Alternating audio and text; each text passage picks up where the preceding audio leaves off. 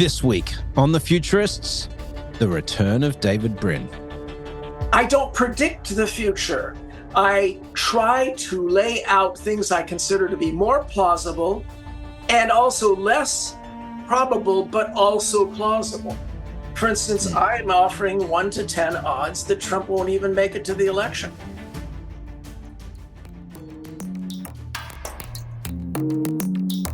Welcome back to The Futurists. I am your host, Brett King, and of course, joining me in the hot seat as the host is my good pal, Rob Tursek. Hi. And we have, hey, Rob. Hey, how you doing? Great. How's your week been? Awesome. Exciting. I've been working 14-hour days as I get ready for my big trip. So, yeah.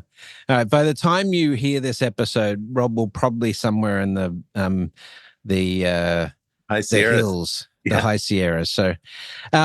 So it's great to have, we've had him every year come back on the show, and it's fantastic to have this guest returning. He's always a crowd favorite, and he's a favorite to us as hosts as well, because always extremely interesting conversation.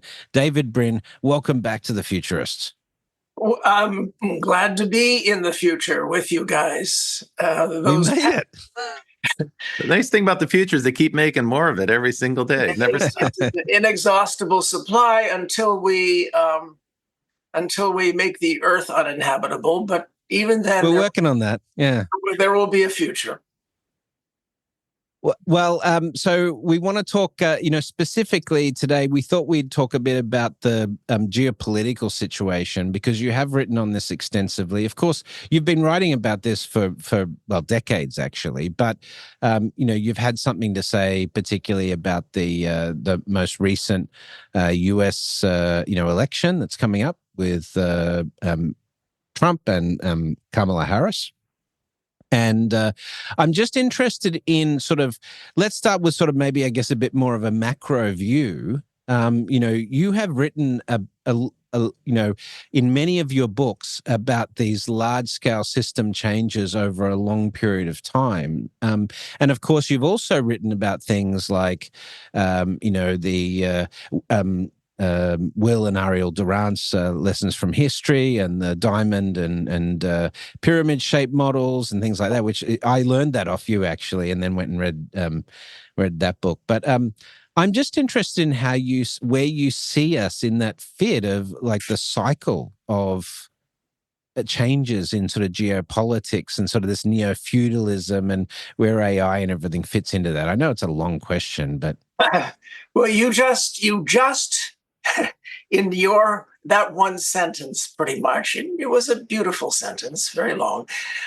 You just poked at, I think I counted 7 hour-long introductions to each of those 7 or 8 things. Let's start with what you said, the big picture. And the big picture is the Fermi paradox, why we don't see any signs of aliens.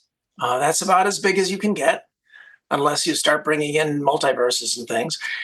And I've been engaged in that. I wrote the first substantial paper about what was not yet called the Fermi paradox. I called it the Great Silence back in 1983 for the Quarterly Journal of the Royal Astronomical Society. It was the first survey of possible reasons.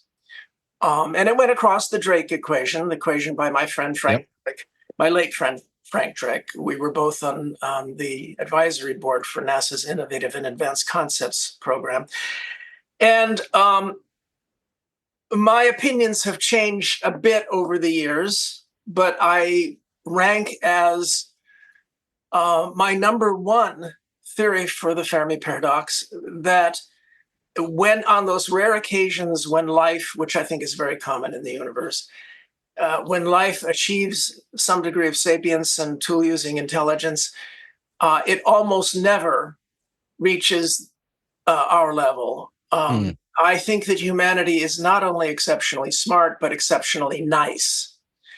God help us. God help the universe, if I'm right, because we're actually pretty mean bastards, but we're capable of criticizing ourselves as mean bastards. And the thing that enables us to be most self-critical is pulling back and looking at the Western Enlightenment.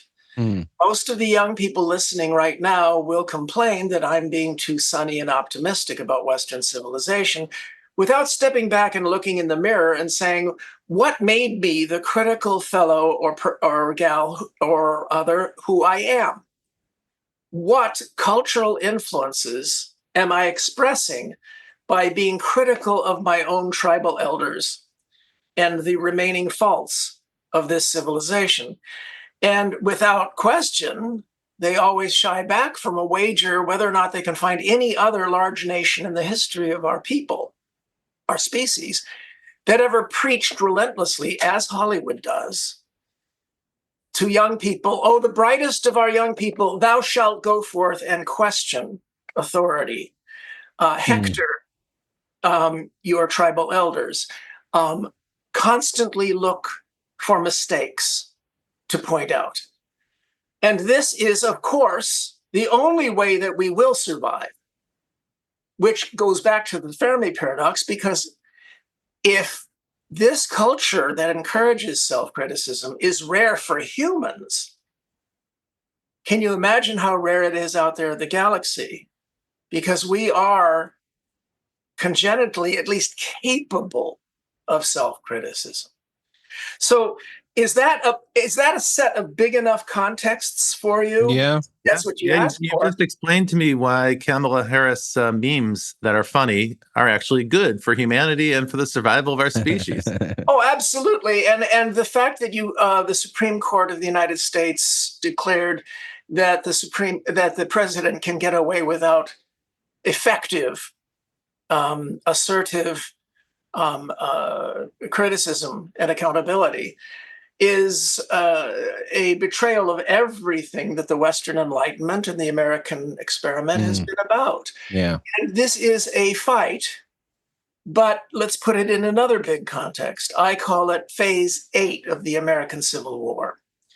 Although this one has lasted so long, and I'm so worried that it might spill into a violent phase 9. And I'll recommend to you guys that you can put in the description a couple of science fiction novels about Civil War that are better than that Please. recent movie. Make a note of that, if you will. Sure. I call it phase 8 of the American Civil War because I believe that what we call our Civil War was phase 4, and it goes all the way back to 1778 when General Cornwallis went to the American South knowing he would find more romantics there. And romanticism always encourages people to throw themselves at the feet of lords or demigods. You see it in Homer. You see it in most of the stories in the mother genre of science fiction, the mother genre being fantasy. Almost all of them extolling feudalism. And that's why Star Wars is fantasy, no matter how many light lasers they have, because it extols feudalism and demigods. But Cornwallis went south knowing that the culture was more romantic and you'd find more loyalists to the king. And later, 80 years later, 10 years later, a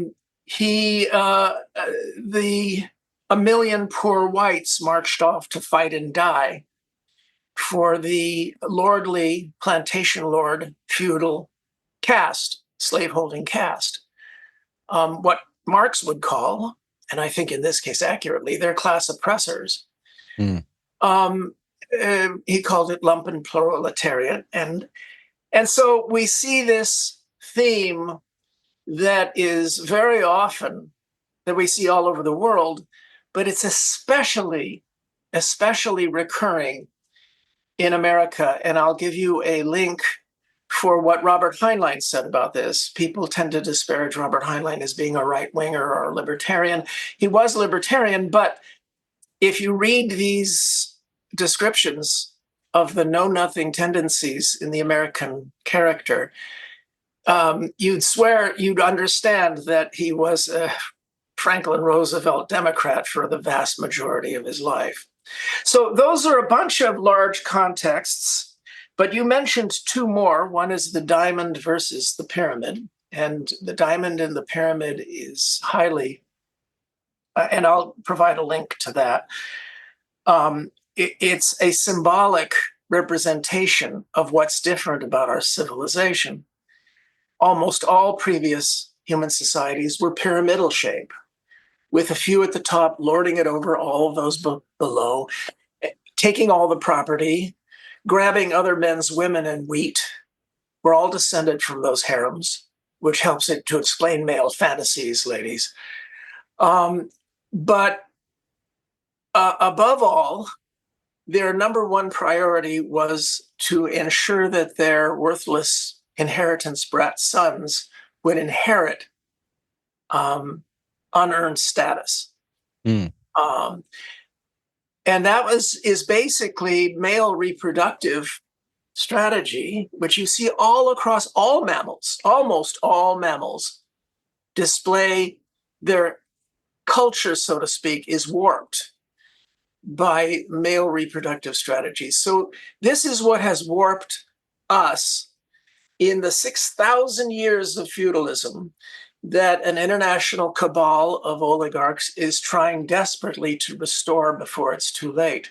Because I believe another 20 years of Hollywood pro-Enlightenment propaganda may anchor the Enlightenment in values to such a degree that restoring feudalism will be impossible. I think these guys are doing this oligarchic putsch right now because they know That the end of that, they yeah, have their opportunity, the window's closing. Yeah, window is closing. And that was my attempt to touch on 5 of the 7 things that you that's good. I mean, I will tell you, like, if you're listening to this and you're in America and you hearing David talk about Hollywood as a propaganda vehicle, I would challenge you to do this. And Rob, I might have mentioned to you this previously, but go and watch Casablanca.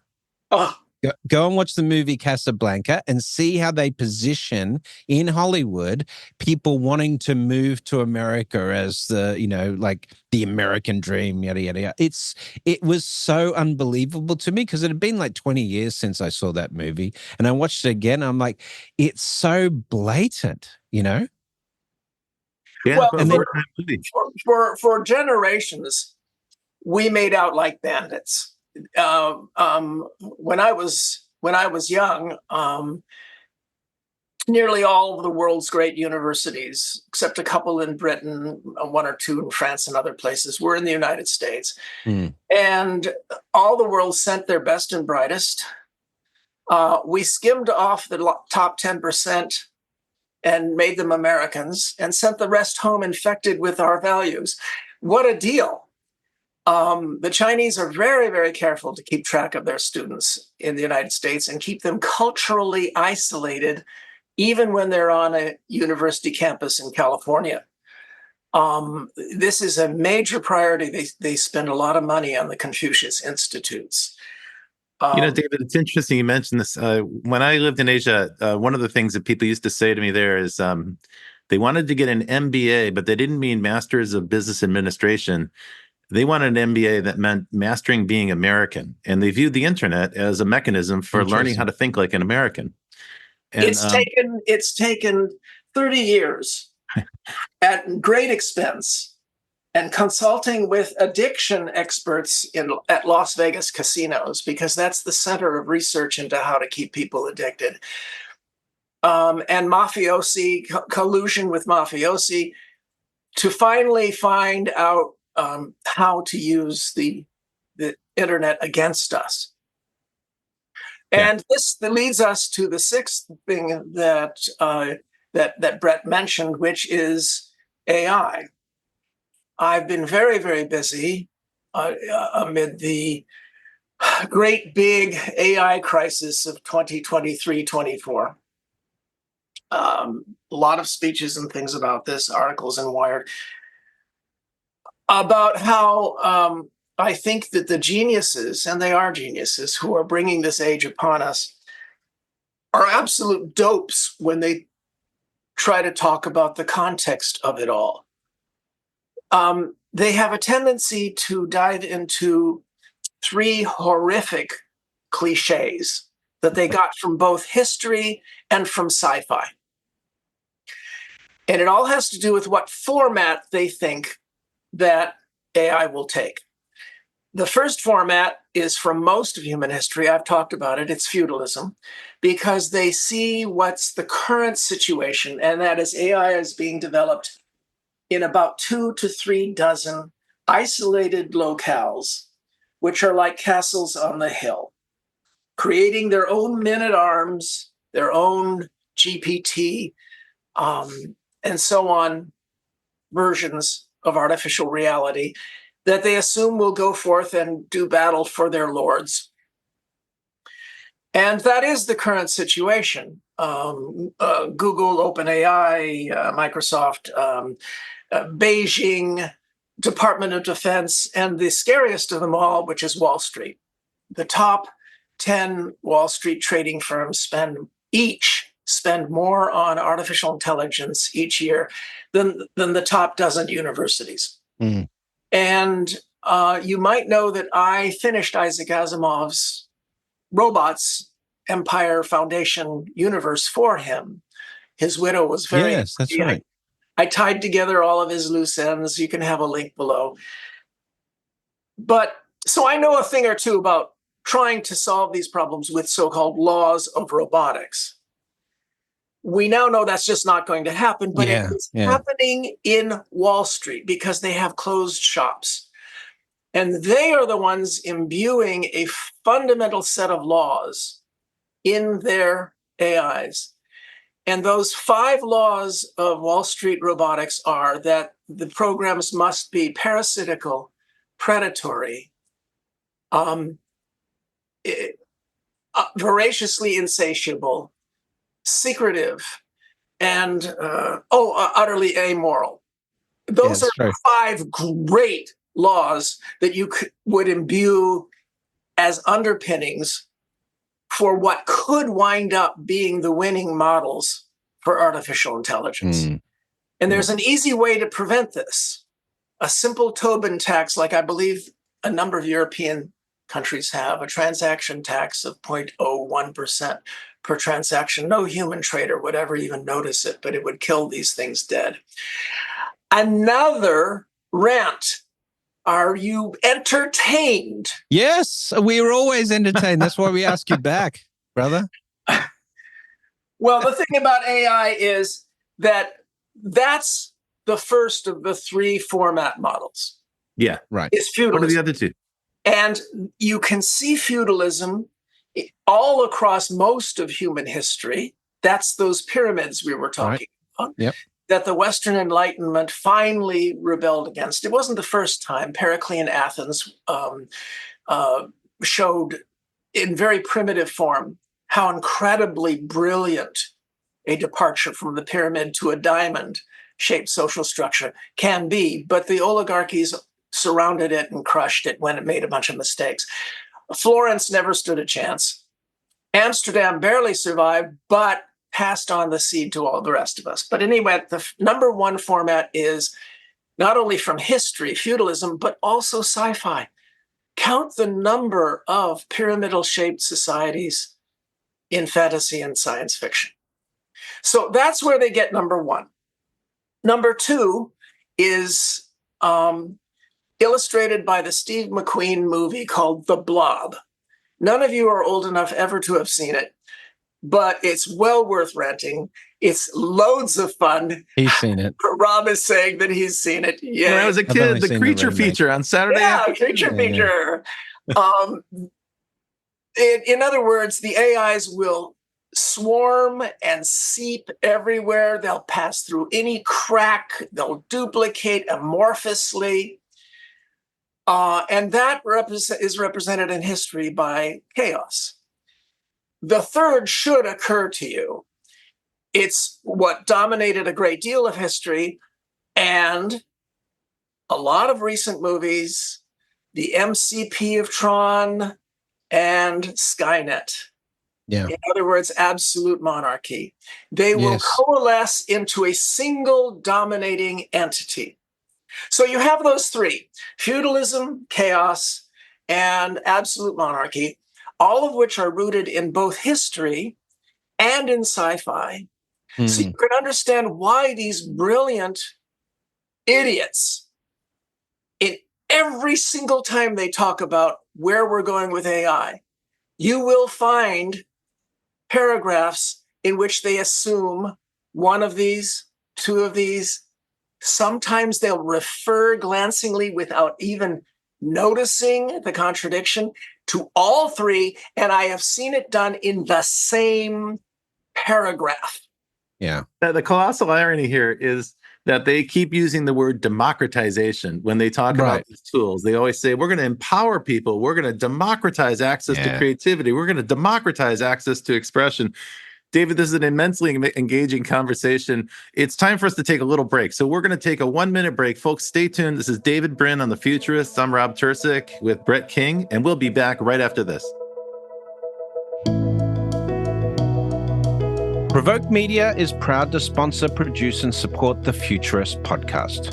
Provoke.fm is a global podcast network and content creation company with the world's leading fintech podcast and radio show, Breaking Banks. And of course, its spin-off podcast, Breaking Banks Europe, Breaking Banks Asia Pacific. But we also produce the official Finovate podcast, Tech on Reg, and Emerge Everywhere, the podcast of the Financial Health Network. For information about all our podcasts, go to provoke.fm or check out Breaking Banks, the world's #1 fintech podcast and radio show. Hey there, you're listening to The Futurists. I'm Rob Tercek with my buddy Brett King, and we are interviewing David Brin, returning for we're down the rabbit hole show. Super fun conversation. And the big question we were asking during the break is, gee, David, you set forth 3 paradigms for artificial intelligence. Is there any possibility of a 4th one, maybe one that's not quite so menacing? Well, those 3 were, as we saw, the cliches from both human history and sci-fi. And one is feudalism, which dominated most of the last 6,000 years and always dominates fantasy stories. Blob, which is chaos, which unfortunately is the worst, which is where the AIs will just merge and soak everywhere. And finally, there's absolute monarchy, which dominated much of those 6,000 years. And we see also in Tron and in Skynet and all of that. All of these, any of these, will lead to AI being a disaster. But were there times when those 3 mistakes were overcome? And look in a mirror. We live in exactly the Western Enlightenment, the world Enlightenment now, that found another approach. And that approach is called reciprocal accountability. The ability of even the meek to some degree hold the mighty accountable. I find that women understand this pretty well because they grow up and live all their lives in a environment where large creatures could harm them if there weren't tools to hold them accountable. And how do we get reciprocal accountability? Because nobody can hold themselves accountable. Sometimes great kings would say, tell me the bad news. Sometimes you get notions where accountability happens organically. It took constitutionalism to bring to life what Pericles talks about in his funeral oration in Thucydides from 400 BCE. In theory, we put it into practice, and that is empower people to hold each other accountable. Rob and Brett, let me ask you a really basic question. I find this is very effective when I talk about this in public. When you are attacked by one of these feral, extremely super sapient, verbally, unbelievably articulate, predatory beings called a lawyer, what? You guys are laughing. I want the audience to know that you guys are laughing. What do you do when you are attacked by one of these hyper-intelligent? You get your own lawyer. You get your own hyper-intelligent, mutant articulate predatory being. Oh man, It's yes. sick. It's like so self-generating and self-renewing in terms of its model for business. You know, they Extending it play to on. AI. This is why we have a arms race happening in AI right now. Everyone feels like they need to weaponize, they need to scale it up, they need to build a $100 billion data center and so Yes, forth. but what we did was we institutionalized fair arenas for competition Yeah, Okay, that's right. called markets, democracy, but science, shouldn't justice we be? courts. But should I mean this whole competing against each other?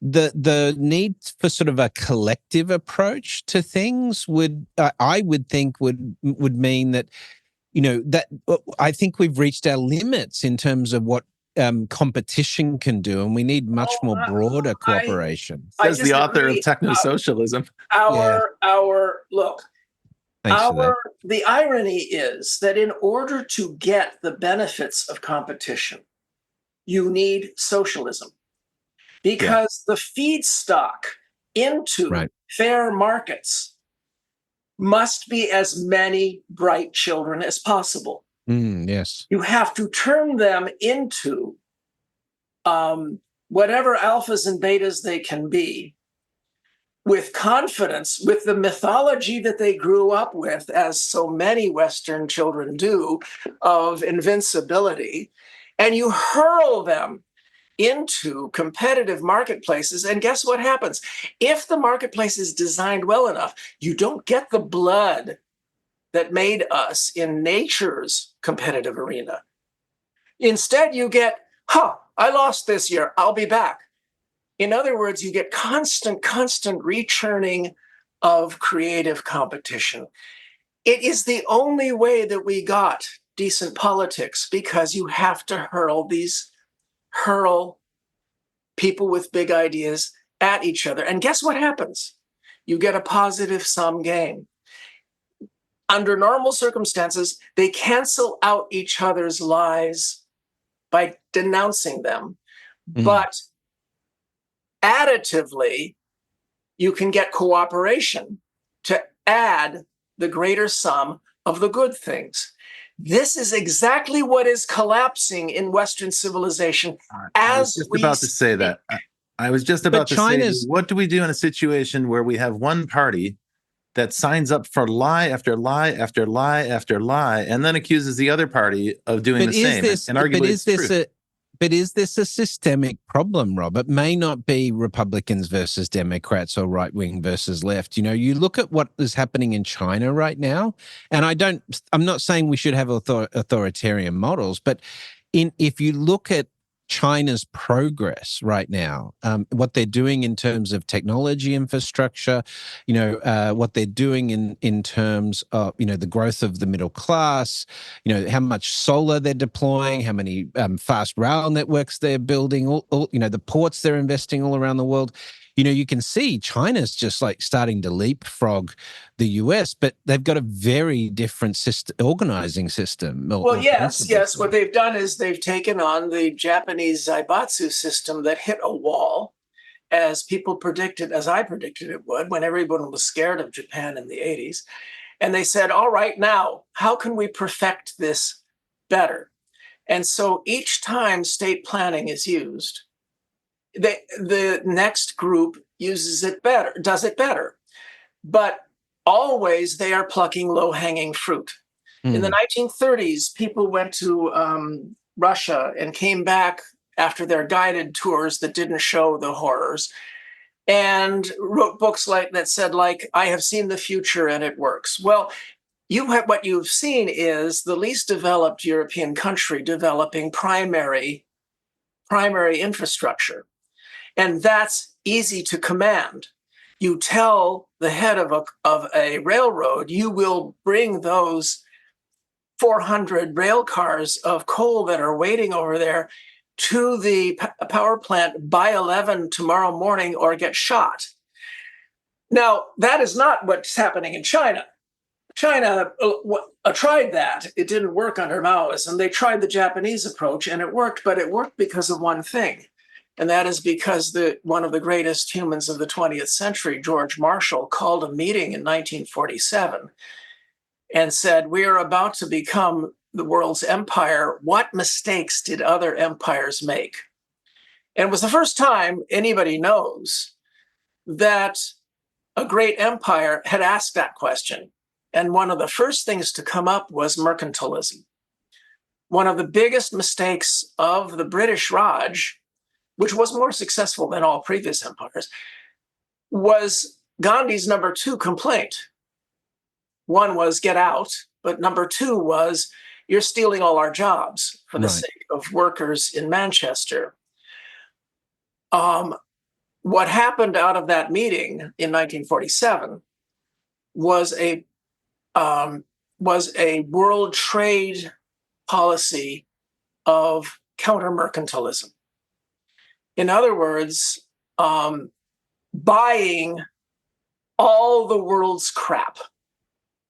And the American consumer has bought approximately $20 trillion worth of crap we never needed. First from and they're Europe, buying even more now. You know, oh you should yes, and check out we can't. TikTok and Temu store and all this stuff. Earth right? can't afford it, and China is Yes. ready to stand on its own.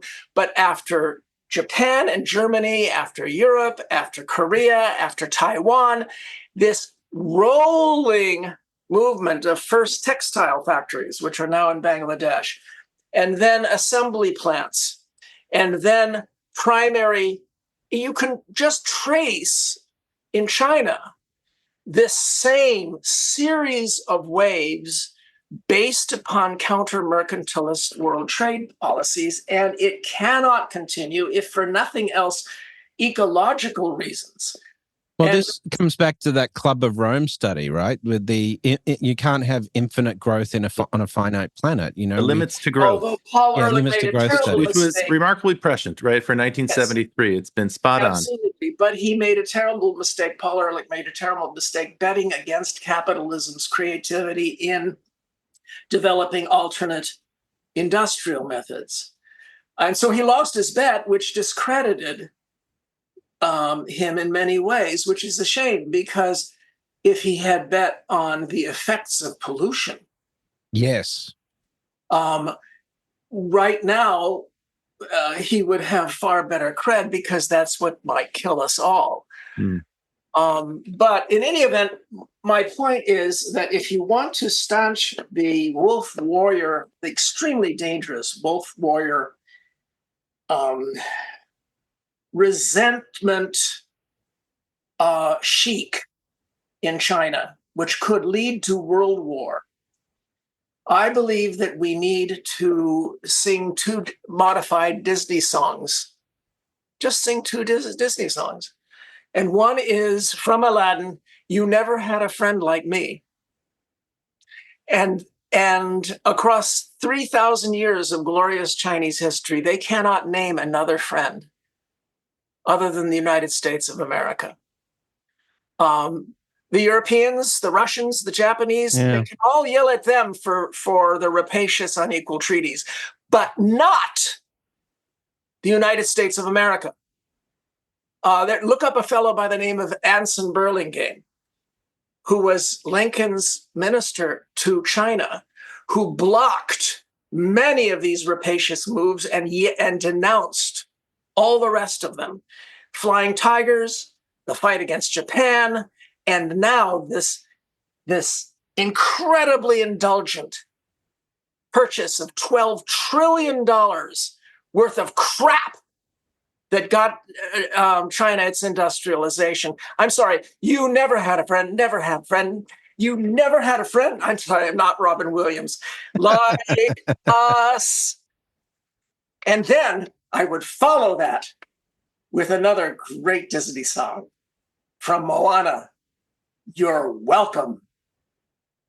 Come on, you've seen Moana, you know. yeah. Play it for the folks as when you're I do think Robin Williams as the genie was just like that. That was such an innovative piece of acting. I mean, he's just such a brilliant guy. But let's get on to what's happening today and where we're in this cycle. Yeah, David, let me link to something that you just Rob. said, because I want to make a connection here. You talked about the Marshall Plan, and true, that is a signal of sort of self-restraint for a global empire, right? A kind of remarkable and unique moment for empires ever in human history, where an empire said, gee, we're not going to dominate and extract everything. We're going to make a global trading system where every nation can prosper. And it more or less worked for 70 years.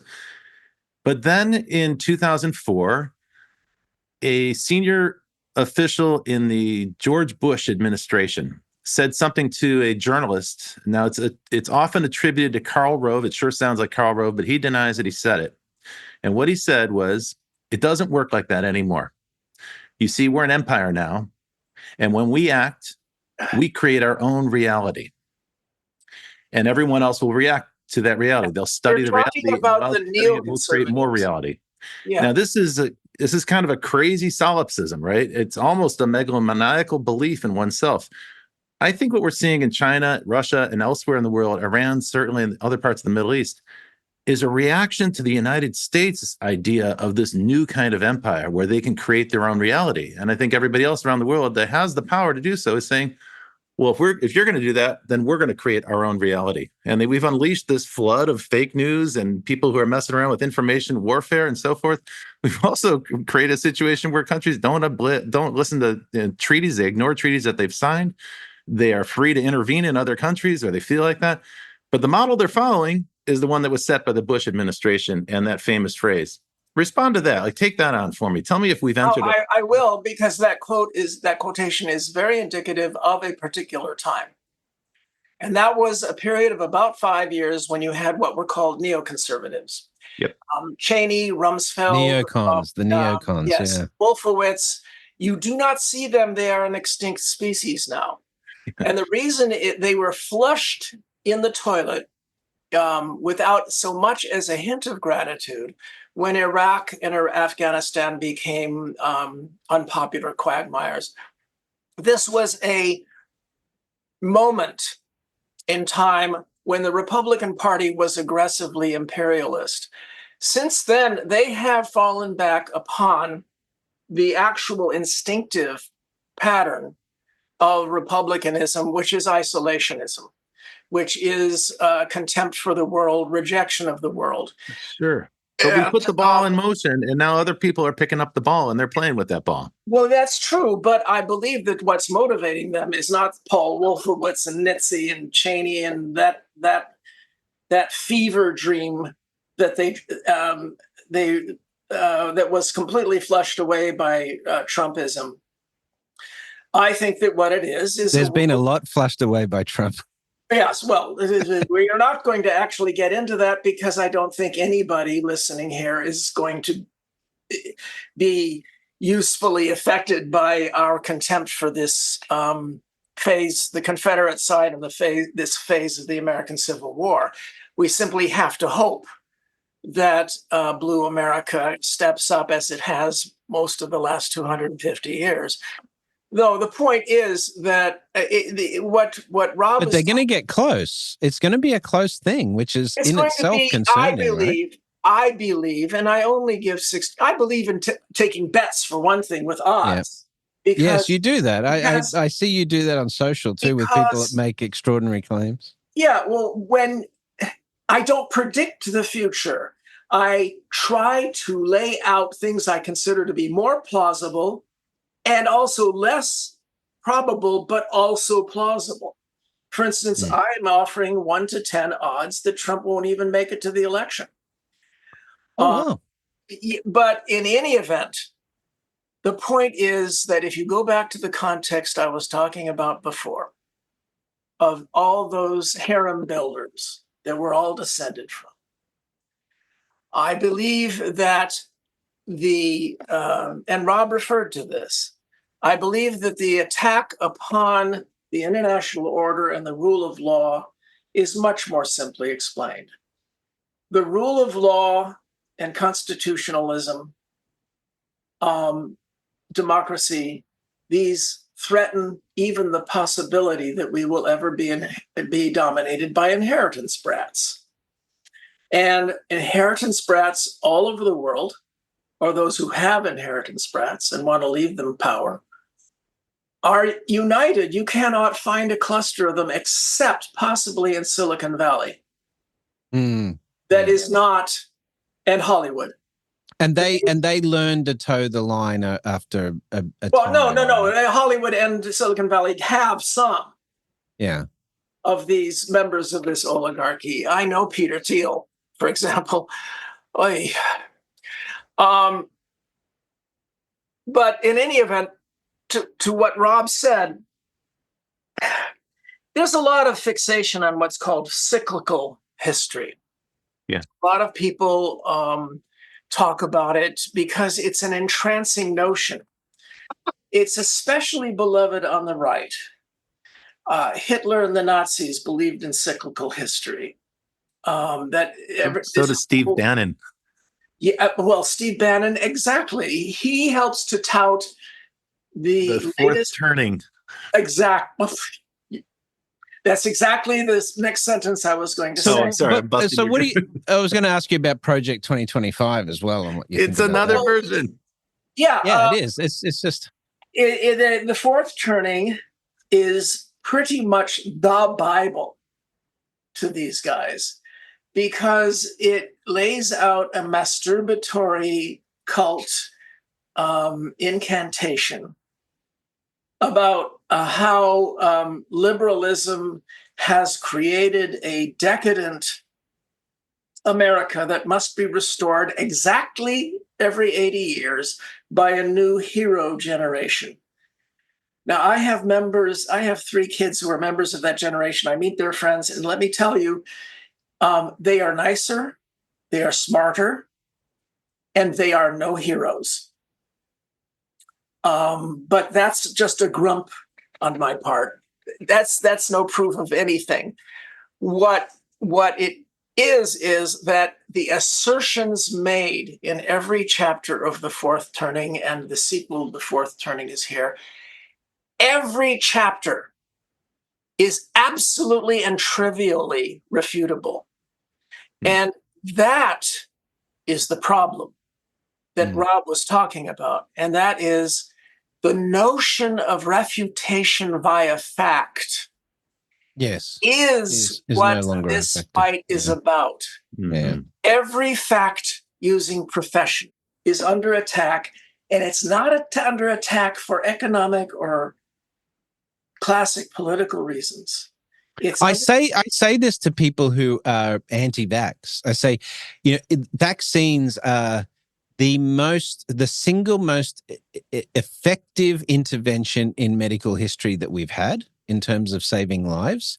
And if you're going to criticize the MMR vaccine, or you're going to criticize COVID, you are eroding confidence in that mechanism in society. And then that's ultimately going to end up in, loss of confidence in vaccines, which leads to millions of deaths. I don't understand why people can't. Brett, that is a fine argument, and it can nibble at the edges, but you have to use methods that are more polemical. Teach me to argue better. All right, here it is.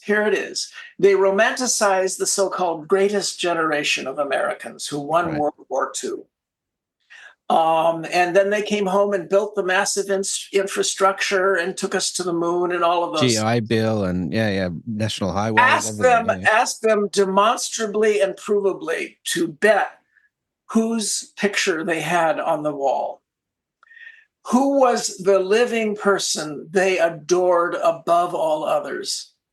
Now, you might have had Jesus on the wall, but he wasn't alive at the time, last I heard. It was Franklin Delano Roosevelt. Yeah, FDR. And do you know who replaced him in the 1950s? And they'll say Eisenhower, and you can say, well, this is a good guess. He was the last decent Republican president. But no, his name was Jonas Salk. Right. Yeah. Now, he was a national hero. The difference between your argument, which is absolutely true, and the version of your argument, which is a little bit more effective, and that is a challenge wager. let's bet now over the death rates of the vaccinated versus the unvaccinated. That makes it precise. And it is this precision that the defenders of the Enlightenment don't do. Right. But getting to the emotional heart of the hypocrisy, which I just did by talking who did the greatest generation adore? Do you see what I'm talking about? How even our best polemical guys here in the States, Newsom, Pete Buttigieg, even they, those two guys, even they tried the fantastic. Brett King approach. Yes. Of argument by logic. We need to, and logic doesn't apply because these people live in a world where they have an alternative reality. They are terrified of wagers. They always flee. David, it's funny, the MAGA mythology is that there was some period of time when America was great, but it isn't anymore, right? And when is that time? Well, it's sort of a mythological era that, at least if you were a white guy, was around 1955. And you think about that, you go, well, who built that world and what were those institutions? And gee, what was tax policy like? What was the tax? So it's like the current crop of conservatives would be horrified to be living in 1955, but they could not romanticize it. pass the post-Second World War legislation that we had for returning GIs in the current political environment. You couldn't do that. Unions were strong. You had employment in factories, which were 35% of the workforce was unionized. And the reindustrialization of American manufacturing is now happening at the greatest pace in 70 years, thanks to the Pelosi bills. And you can't get Democrats to defend them. Rob, remind me to provide a link for my somewhat devastating list of traits of 1957. Okay, great. Because I was taken outside, and this I know didn't happen to you. I was taken outside to watch Sputnik go by in that October sky in 1957. You must have been young. You were young. I was very young, but I am old, and this is all radio, right? This isn't visual. Well, we see some of the video for promo. All right. Well, in any event, that's fine. Look at that.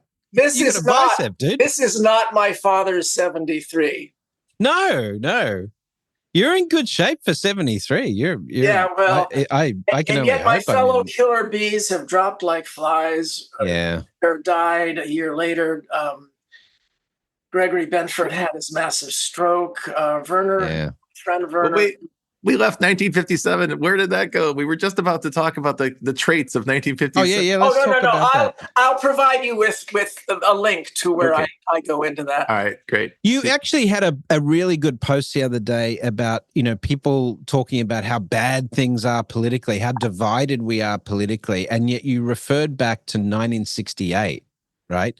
My wife hates this. And the reason I find that intriguing is I was born in 1968. So I'm very interested in, can you just explain why that is? Why, if you're looking back, because you look a lot like John Brunner, and he was the scariest. At that point in time, everybody thought that they should simply retire science fiction. Because in 68, 69, 70, he was the greatest science fiction author who ever lived. Bar none, including H.G. Wells and Jules Verne. So in 68, he had Stand on Zanzibar, which routinely is ranked higher even than my novel Earth in novels that predicted the future accurately. So I highly recommend that, and I'll supply one of those lists if Rob asks me. But 1968, I was 17, so it's natural that I was in that emotional age, amplifying everything. My father was 30 feet away from Bobby in June of that year when he was shot in the Ambassador Hotel, and I still consider it the worst day of my life. I dare anyone to take a random week from 1968 and compare it to any 3-month period during the 20s. during these 20s. Um, we reached the end of 68 in a state of quivering exhaustion, and there at the bottom of Pandora's box, after all the ills of the world had flooded our lives, was the diadem of hope sent back from the Apollo 8 astronauts. I saw Rob start to smile. The very last news item in 1968 Oh, right, because it was Christmas Day when they... was the second most powerful work of art in the history Earthrise, of right? space. Is that what you're talking about? That's right. Yeah. It was the little diadem of hope at the bottom of Pandora's box after an exhausting year. Now, am I saying that everybody's snowflakes for worrying about 2024? We got out of 1968 with Richard Nixon, but we survived and we did okay, and he was great compared to Trump. We could blow it all in 24. That's what I'm scared about. I mean, look, if Trump gets in versus if Kamala Harris gets in, what does that mean for the United States? What does it mean for this attempt to build a sort of Christian nationalism / neo-feudalism into the system? What's the fork in the road look like for you in terms of where that takes us? This cabal of oligarchs that is bringing this latest phase of civil war, that's an oligarchic putsch, their principal feature is profound stupidity.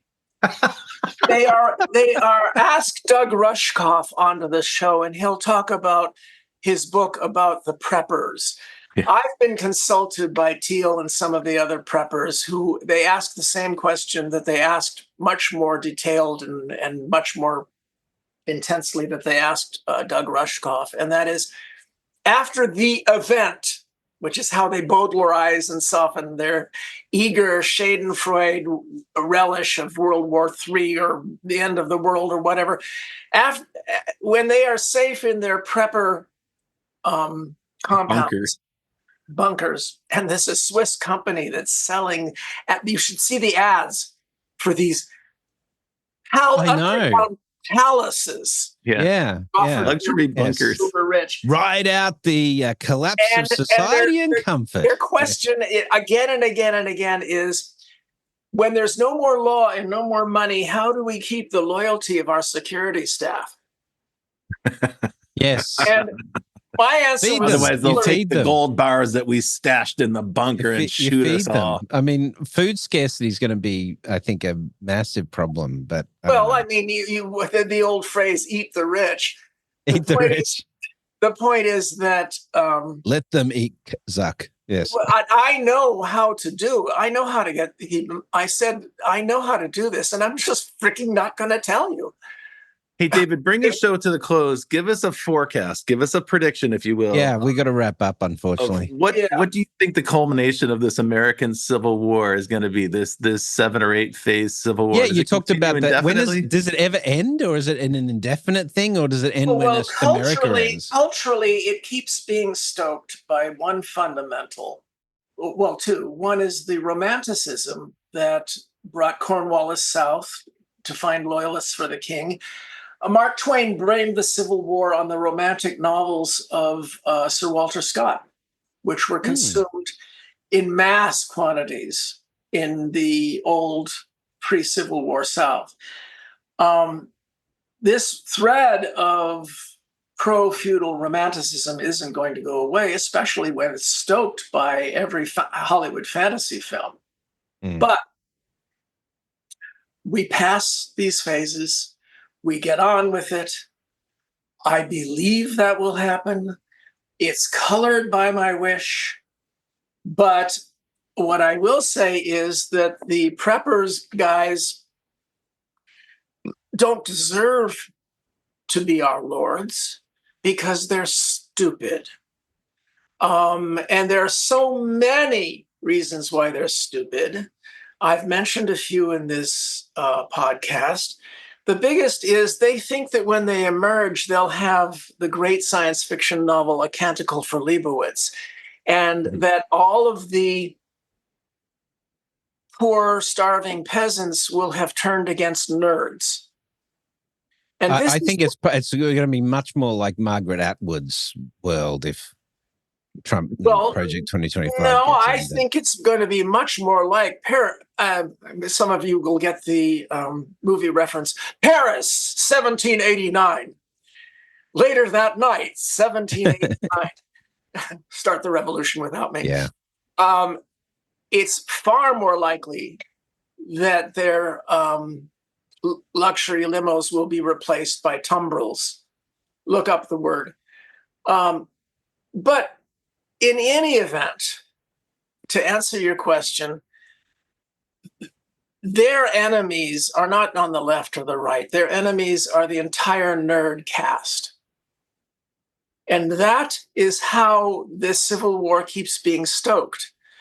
Because we do commit a crime against red America, against the rural salt of the earth types. None of the crimes that they claim to be angry about, but one that is deeply psychically wounding. And that is every year we steal their children. Mm, yeah. Their children flock off to the big cities, they go to the best cities. and brightest of their high schools. Yes, yes. Go flocking off to our universities. And if they come back, when they come back changed. Now you're talking fun. Yeah, and they don't fit in. Elf stuff. Elf, UFO, steal your children, replace them with changelings. This is archetypal, traumatic stuff, and we've been doing it to them for 140 years. And I'm not. But this is the great thing about this whole work from home movement, because now people can choose to sort of stay in that environment. But culture does change you. That's amorphous. But look, we got to wrap this up, David. So I've just done a mea culpa for how the deep psychic wound, and I referred to UFOs because it's the exact same thing, the whole elf thing. And we didn't even get into Rob thoughts on UFOs. Reminds me, I will provide a link to that's going to be the one thing I've said that's going to anger most of your audience, and that is every half decade since I was 10, we've had these eruptions of this complete UFO crap that never goes anywhere. But this is surprising coming from Mr. Aliens. Well, no, yes and no. Fermi paradox, you've explained that. I would next show, because we have to do this again because it's fun every time. But next show, I definitely want to get into why you think it is that humans are exceptional. What are the data points you have for that? But not today because we've run out of time. Like in terms of we don't know who the other creatures are that are out there and what their characteristics are. Compare humans to other mammals on Earth. Okay, now I get that. I figured that's probably where you were going, but. Yeah. All right. Well, listen, David Brin, it's been amazing to have you on the show. Where can people follow your writings? I know we will tweet out from Contrary Brin, your blog on the class war and the lessons from history, because we referred to that during the show. And you also mentioned a couple of other sci-fi books or books that you were going to recommend.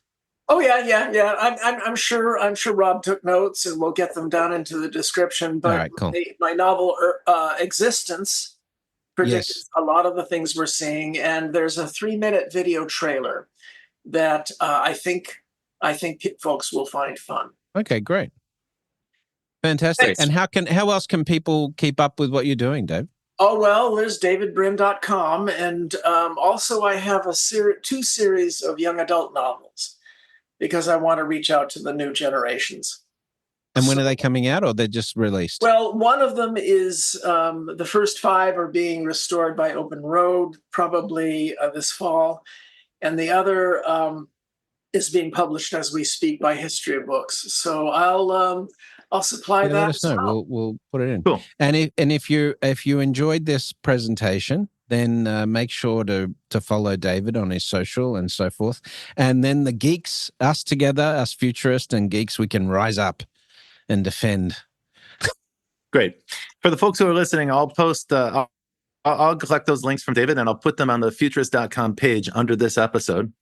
And until then, every week we'll be back with another futurist who can tell us a little bit about how they're working to shape or change or manipulate or influence the trajectory of the future. David, it's been a great pleasure having you here. And we will be back again next week with another futurist guest. So, folks, you guys are great. Thanks, my friend. Great to see you here. And until we see you again, I guess we'll see you in the future. That's what we'll say here as a parting shot. Well, that's it for The Futurists this week. If you like the show, we sure hope you did. Please subscribe and share it with the people in your community. And don't forget to leave us a 5-star review. That really helps other people find the show. And you can ping us anytime on Instagram and Twitter at Futurist Podcast for the folks that you'd like to see on the show or the questions that you'd like us to ask. Thanks for joining. And as always, we'll see you in the future.